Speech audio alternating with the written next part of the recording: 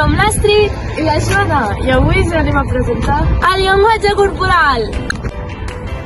El llenguatge corporal és la manera d'expressar-se mitjançant els gestos. però tampoc cal posar-se a ballar.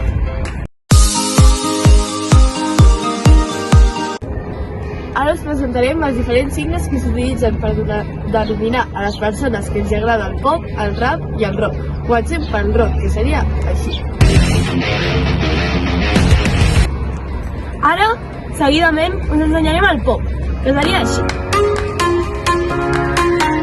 I per últim, El rap, així. Hi ha molts tipus d'expressions. Per exemple, quan ens fan una sorpresa, ens posem "oh!". O quan, per exemple, a mi una cosa no m'agrada, en el meu cas el bròquil i en el d'ella la pizza, doncs poso una cara una mica desagradable. O quan estem molt feliços ens podem posar molt contents. Per exemple, quan la Joana va venir a una competició meva, li va encantar i va ficar un somriure. A que sí? no. Vaja.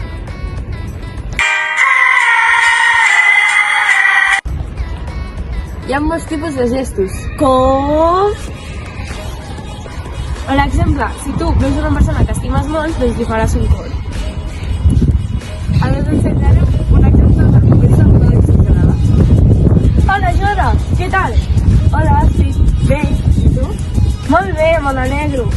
Bueno, jo me'n vaig, que la meva mare m'està fent el sopar. Però tampoc cal exagerar tant els gestos, I bueno, no us expliquem més exemples perquè si no acabaríeu totalment. Joana, t'has Què? dormit? Què Estic passa? aixecant. Mare meva, t'estaves avorrint. Gràcies per deixar-nos fer aquest tutorial sobre el llenguatge corporal. Gràcies per haver-nos deixat participar al concurs. Jo tinc la paraula. Adeu!